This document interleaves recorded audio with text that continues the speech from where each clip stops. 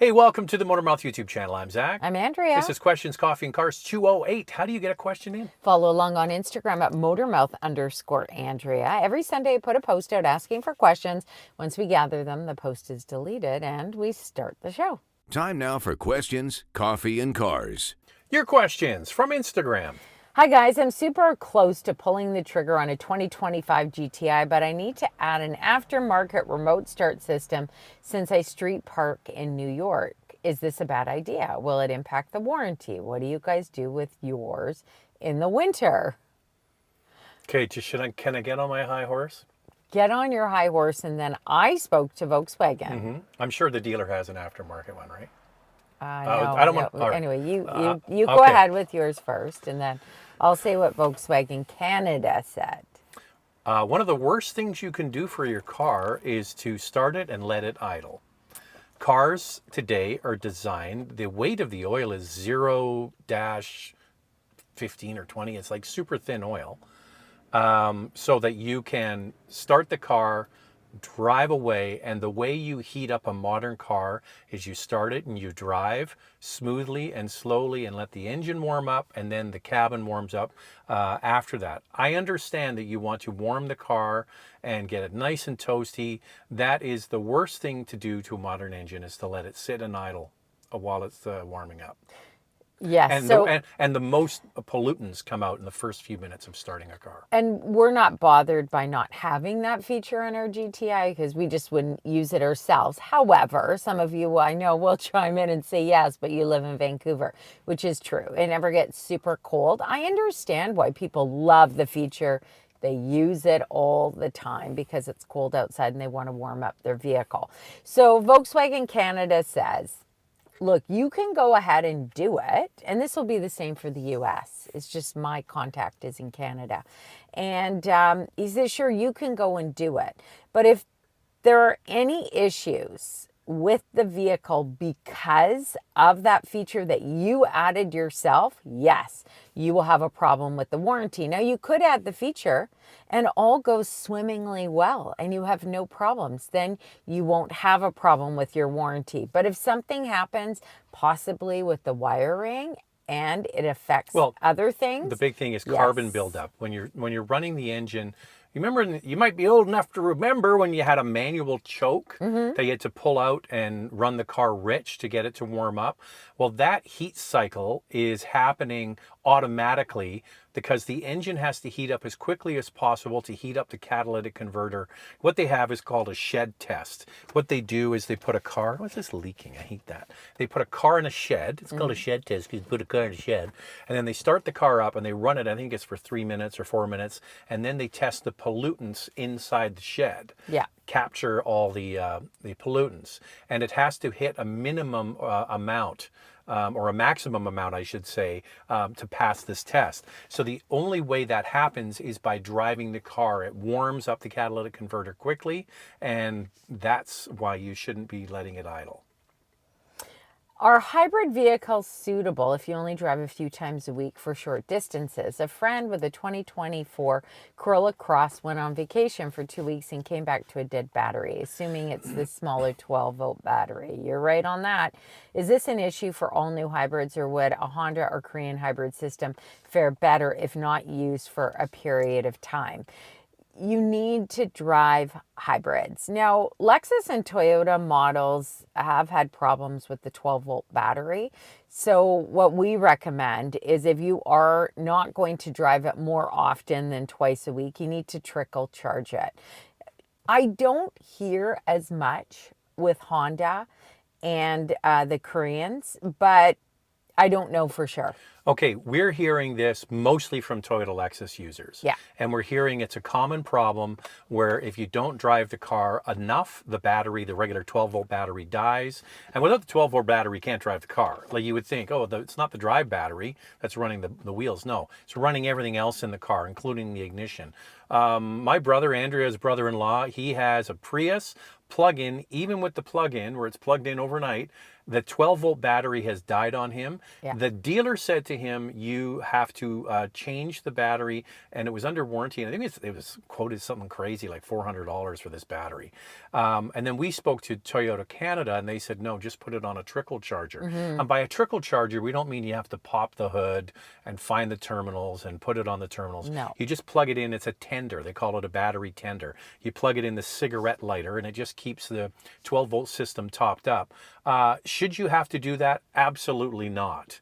It is an issue with Toyota and Lexus products, so maybe going the Honda route, if that's a worry for you, might be the way to go. The other thing is the Koreans, if there is an issue with the 12-volt battery, they have a system in place that you can charge it up while you're driving. And it's a good little system. You can kind of restart the whole 12-volt battery system, and then you can drive it off. You don't actually have to, let's say, get the vehicle towed or take it into the shop and get the battery replaced. It will just charge it up. No, but I think the main one with the Korean ones is it stops sending power to things and saves, because you can't turn the car on without the 12-volt system. That's and exactly the way, it. And the way you charge a regular 12-volt battery is by driving it. Yeah. So it's something to do with the fail-safe that they have in there, that it won't let it get that low. I wish it would just do something like, okay, battery needs to be plugged in, or not the regular drive battery, the 12-volt battery, like some kind of warning. They're obviously putting in small, lightweight batteries, and that's not going to cut it for people who don't drive all the time. We have another viewer has the UX, same problem again, doesn't drive great distances, but when he wants to drive, you can't start the car. The other thing about the Korean system is that when you go and approach the vehicle, if the 12-volt battery was being drained and they want to kind of put it in a holding pattern, you need the key to get in. Like, you can't do keyless entry. Yeah, it shut that function down. So you know right away there's a problem, but you can get into the car, and there is a button that you hit to restart so that you can actually drive the vehicle. I think it's really clever. Yeah, and I think that, listen, Toyota knows there's an issue. It doesn't get talked about a lot, but yes, it's a known issue. What are your thoughts on Trump's rolling back on federal car regulations? I'm assuming that you're talking about emissions. I don't know. I'm kind of mixed a little bit, and so are the critics of it. There's going to be quite a savings for manufacturers, obviously. But if we put a hold on producing electric vehicles and say they start to produce more gas models, or maybe pivot and start producing hybrids, what happens to that affordable electric vehicle one day? And then also, if the demand is there and more people are driving gas models or hybrids, and you have to go to the gas station to get gas, does that bring up gas prices as well? I mean, it's quite a change. The other thing is, what happens when a new administration comes in? These poor manufacturers, is difficult Whiplash. just to pivot like that. Well, they can't pivot, and this is the reason why the push towards electrification will continue. It's just going to go at a slower pace than originally anticipated. If you're not aware, in Canada, they just relaxed the EV mandate. They put it on hold for 1 year and are doing a 60-day consultation to come up with new regulations. We really believe that if you're going to have some kind of EPA target or EV mandate, it has to include hybrids. Mm-hmm. And the calculations for ZEV mandates in Canada and for most places around the world don't calculate in hybrids, which is absolutely ridiculous, because what's the end goal? The end goal is to reduce CO2. And how can you reduce CO2 quickly and effectively with not much cost and no inconvenience for average people? Hybrids will reduce emissions by 30%. Yep. So if you have millions of people buying hybrids, you are actually moving towards that goal. So the EPA relaxation of regulations is quite interesting, because there was another part. Now, I haven't followed up on this to see if it was confirmed, but I did read an article that said U.S. standards will recognize European NCAP standards, which means that part of the deal that they're going to get with the Eurozone around tariffs is that the Americans also recognize the crash and emission standards of European cars, which would be great. So we could have a lot of those fun, cool little cars that we don't get in North America, maybe finally be able to be imported. But isn't it all about being made in America? Like, isn't that going to hurt then American brands or other brands, for example, like Honda and Toyota that are moving, some plants to produce vehicles in the U.S. It's not just about producing in the U.S. They want to have an export market. And their big beef is that all these German cars come in, mostly German cars, come into the U.S. and they buy a fraction of the North American. But the tastes are totally different. There's not a lot of people looking for Silverados in downtown Berlin. There just isn't, right? So I think that if they had vehicles that appealed to European taste, they might sell more if that market was open to them. And that's their beef, is they're not open to that market. Well, and they also have a lot of smaller vehicles. So maybe these vehicles would come in and the price point would be less. Anyway. Not sure how it would all work out. But I think in the end, maybe Canada would adapt that as well. Well, that's my that hope. would be great. Because we basically have a homogenous system in the United States around the regulations. Not the case with the new EPA relaxation. The Canadian government isn't going to do that. But the good news is the car manufacturers have tooled the cars to be sold for the current regulations. But I really think this European recognizing the Eurozone emissions and crash tests would be fantastic for us. So I do have mixed feelings about what President Trump is doing, but I think that these manufacturers need to continue to offer a broader portfolio, and that includes gas models, hybrids, plug-in hybrids, and pure electric vehicles. I'm a senior looking for a subcompact SUV for city driving. I like all the bells and whistles and a cushy ride. I keep my cars 10 years. Seltos SX Turbo. That's a good car. Yeah. It's got all the bells and whistles, and it's got the power, and it's got a conventional automatic. They got rid of the dual clutch. They made it a little bit bigger. Yeah, that's a good product. Of all the subcompact non-premium, that has the most whistles and bells. Yeah, Kia's really loaded up that top trim that you're talking about. Also, I like the seating position in the Seltos. You sit kind of up and over the dash. It's comfortable.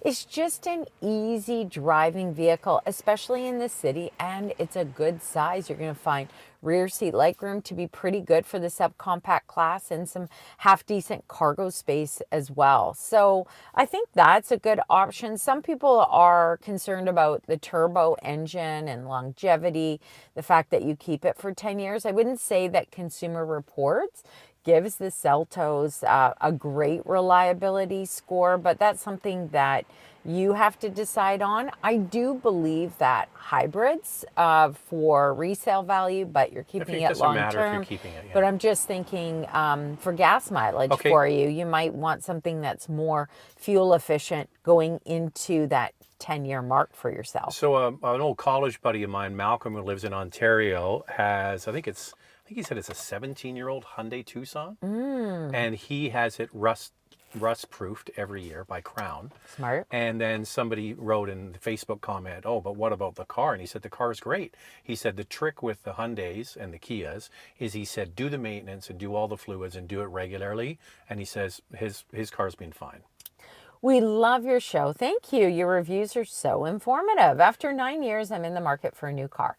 I have it narrowed down to the XC60 or the RDX. Love the design and interior of the XC60, but concerned about the reliability. The RDX seems like a more reliable option, but the center console has a lot going on, and the trackpad lack of touchscreen is a real drawback. Well, I just picked up the XC60 this morning and drove it home, and man, it's beautiful inside. It's a good looking car. It's comfy. It's all that.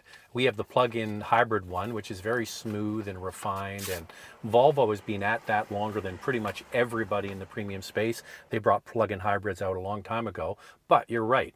Reliability from Volvo is near the bottom of the pack, but the RDX has been in market at the other part of it has been in market for years and years and years. So it's turned out to be quite reliable.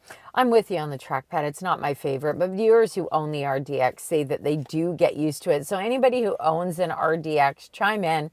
Let this viewer know whether or not you like it. Is it do you regret buying it because of that trackpad? I'm hoping they're going to get rid of it at some point. Sooner than later would be great. So you're right about Volvo, predicted reliability. Consumer Reports does not give it a good score, 42 out of 100. Now the road test score is very good, 75 out of 100. But even customer satisfaction, which I'm surprised by, Consumer Reports gives it a 2 out of 5. That's the gas model. The PHEV is actually on the recommended list as a green choice vehicle, and it gets a great road test score, 86 out of 100, but reliability still not great, 42 out of 100. RDX does fare better. It is on Consumer Reports recommended list with a road test score of 80 out of 100. Predicted reliability, 64 out of 100. Not fantastic either, which I'm also surprised by because it has been in the market a long time. Okay. I think for reliability, you've got to go with Acura, although Volvo owners will tell you that they're quite happy with their purchase and reliability's been good. Just go over and get a Lexus NX hybrid. Oh, You know, that's really bulletproof, you know, not as big, slightly smaller than the other two, but, you know, just great resale value, bulletproof technology, great on gas. There you go. Hey, when will the boys have their own version of Coffee and Cars? What would you call it? Well, the boys are taking a break from doing any reviews on the channel. It was too much work, Mom. Charlie is back in school. He's doing his level 2 electrical program, and it is intense. So he is studying, and felt like it was just all Too much. Which, you know what, we'd rather him focus on school. I think that that's probably a good choice if he was feeling a little bit overwhelmed. He has a test every week, and he's doing well. So the studying is the way to go. Okay, listen, I just want to ask if anybody out there is an electrician. Like, I had no idea. So son number 2 is becoming an electrician. He's level 2. I had no idea. Obviously, I kind of realized you'd have to deal with ohms and amps and volts and wires and all that kind of stuff. I get it. But I didn't realize how technical it is. Like, I didn't realize, like, it's pretty hard on the old brain when it comes to math. I'm no math whiz, but I open up his textbook and I look at it and I'm like, it is a foreign language. It could be Greek or Chinese, I don't know. It is totally foreign. Like, and the school, is it, what's the pass? 75 or 70? I think it's 75 is a pass. Yeah. Or maybe it's 70. I can't remember. But anyway, you can't get 50. But then I say, do we want an electrician who got by at 50%? I think Probably doctors not. can, though. Yeah. Think about that. Yeah. Do you want your brain surgeon to have just got a 51? I don't. But anyway, the whole electrical thing is, so he's focusing on that, and it is intense. It's very intense, very intense. Really interested in the upcoming CHR and Uncharted, as it's pretty much the same vehicle. It is the same vehicle. What would make you lean towards one versus the other? Oh, it's aesthetics. I think that the Uncharted looks so much better than the CHR. It's the lights. It's got kind of Porsche-style lights in the front and the back. I just think they're both nice-looking vehicles. I just prefer the Subaru. And usually, my line with Subaru is, Andrea, is they hit it with the right amount of the ugly stick. Like, most of their cars are not attractive. And Uncharted, maybe because they got it handed off from Toyota first. Absolutely. Yeah. I like them both as well. There are things about Uncharted that I think look really good, but I actually like the lights in the front of the CHR I'm the opposite. myself. I also like the name CHR better than Uncharted myself. Do you know when you Google Uncharted, it's the video game that comes up? I'm really surprised that Subaru would use that name. Well, maybe they're appealing to the new youthful audience, Andrea. Maybe they are. They're Maybe going they know something that right we from- don't know. Right from their console into an EV. Yeah. Okay, one more.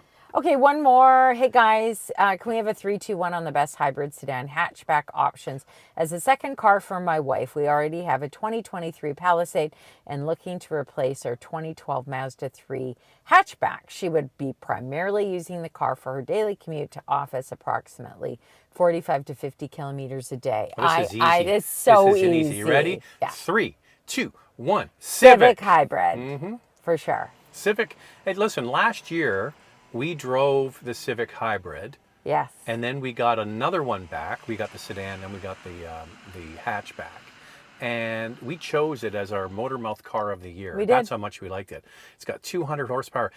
Listen, the powertrain is so good. I said this to Andrea before. So you know that new Prelude's coming? The Prelude is basically a marketing trick. It's the Civic hatchback, two-door. Remember they used to have the Civic Coupe?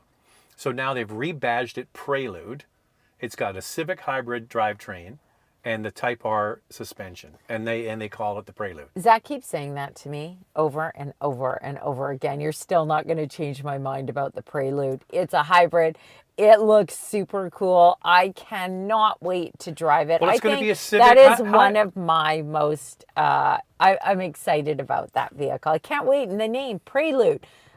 You're getting caught up in I the don't name. care. If it had come out as the Civic Coupe, you would be like, But it's not. but they've zhuzhed it up, and now it's a Prelude. I remember seeing it for the first time at the Japan Mobility Show 2 years ago, and it was on display, and we couldn't see the inside at all, but boy, Well, I would look at it, tell you and what I it was looks like, this Andrea. is the coolest. And at first when I saw it, I thought it's an EV, and then when I read the little bit of information, I was like, It was in Japanese. Andrea hybrid? got her Google Translate out. No, I'm just joking. But it basically, the inside, it's a Honda Civic. I don't care, Zach. It's Okay. like the Integra too. I like the Integra. I saw one on the road. I don't see a ton on the road here, but I'm always disappointed when I'm beside them. And you can tell when someone's driving a manual or they're driving, in that case with the Integra, a CVT. And I'm like, ooh, he got the CVT. Listen, back to your question, because we've kind of gone off the rails here with the Prelude just really being a Civic Coupe.